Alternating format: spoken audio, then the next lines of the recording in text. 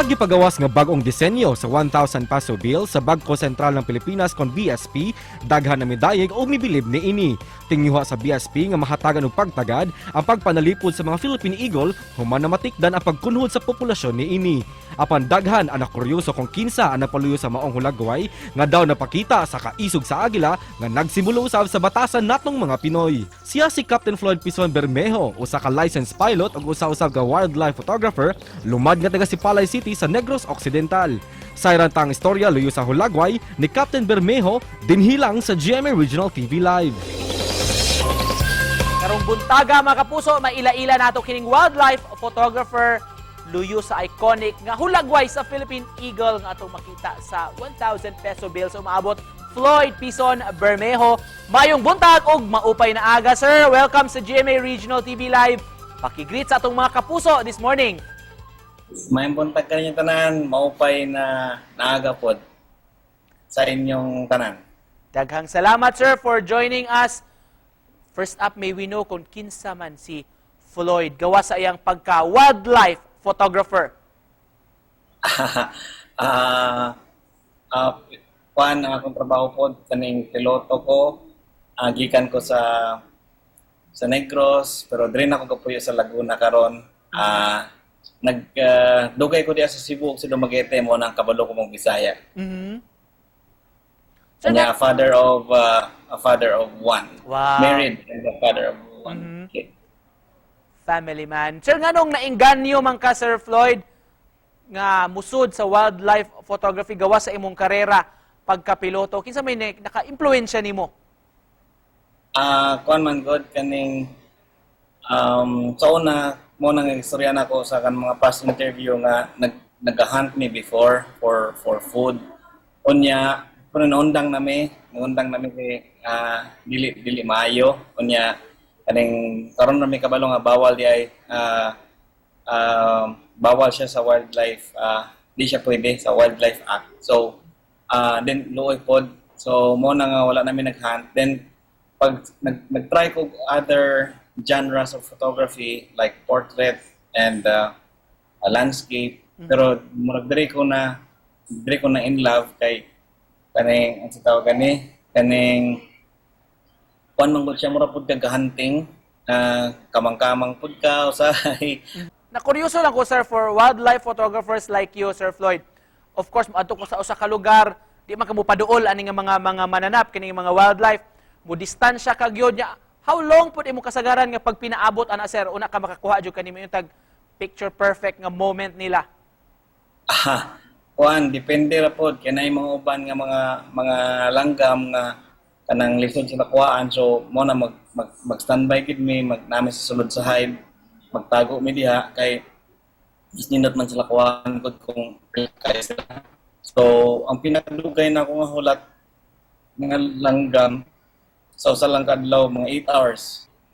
Tungod sa passion nimo sa photography, sir, napili kini imong litrato sa Philippine Eagle nga ibutang sa atong bag-o nga 1,000 peso bill. Unsa may istorya sa likod ni maong hulagway, sir? Kuan man gud ni siya kaning sa tawag ani. This was taken in 2017. Unya kaning ang akong plano gyud is makakuha ko kaning portrait gyud sa atong national bird. Kay mo ginaibutang nako sa akong kay that time kapag tukod niya mong balay. So ang akong kuan is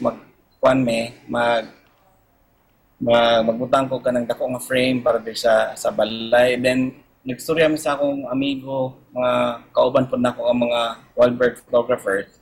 Naingon sila sa ko nga siya nga nindot na nimo ko anan nimo daan sa adto na sa Davao. Nya kanang kumakanta nimo ang dapat ato sa a year after 2018 dapat mo adto ko kaning Kitanglad kay ingon sila basin ay mag-nest na pud nga Philippine Eagle. So may chance ka makakuha mi sa wild.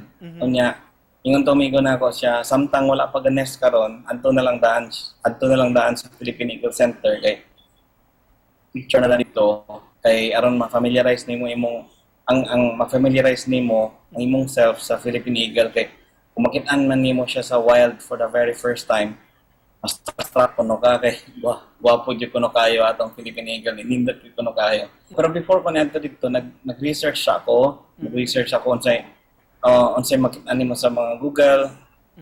Kay gusto na ako nga i-present ang akong picture differently. Kay check sa ako sa mga laing mga picture sa kuan. So kasagaran nga makita na ko ang picture sa Google is tutok kit sila sa camera. So in ko nga ang ako lahi ako gusto na ko lahi ako then I want to present the eagle na fierce as a fierce fierce hunter pero at the same time a gentle creature. So mo to nga nagpili ko katong angle and I waited about nagstay ko sa iya mga 2 hours alas yung picture until makuha na ko ang gusto na ko nga angle sa iyang ulo. What was your initial reaction, Sir Floyd? Dahil nibawaan nimo nga ang imong photo ang napilian para sa atong bagong bill. Wala pa man sila musulti nga sa kwarta ibutang. Ang ilang sulti kay murag na kunoy something murag anniversary ang BSP sa karon year April 2022. Ilang ganahan i-gamiton. Paman sila musulti pa una sa kwarta. Ang una nila basin daw sa commemorative bill daw ilang gamiton. So, wala pa daw klaro. So, wala sa kumutuo kay una sabi na ako, binuang man siguro wala na ko kitagad at first. And then, katong muragdaghan na nagkapangita na ako and they're all saying that they are from GSP. Murag nito ako. Lastly, just to close this lang, sir, message nimo nga gusto nimo ipaabot, message of hope sa atong mga kapuso nga nagtan-aw this morning. Ay, kaning mga kapuso, mo nang kung mutan-aon tato sa Philippine Eagle, makaingon ta nga natin ato yung pride ni siya, na diri na siya sa Pilipinas makitaan. Kanya, isa sa mga pinaka-gwapo, pinaka-nindot nga bird of prey nga langgam. So ato gid dapat ni siyang kaning alagaan nga dili siya ma-extinct. Pero og kami sa magpasalamat sa mga wildlife photographers like you kay mas ma-appreciate namo ang wildlife, ang biodiversity pinaagi sa inyong mga gipang buhat o sa inyong sakripisyo. Thank you so much for joining us this morning, Floyd Bermejo. Daghan kayong salamat, sir. Salamat po. Kaninyang tanan. Salamat. Thank you.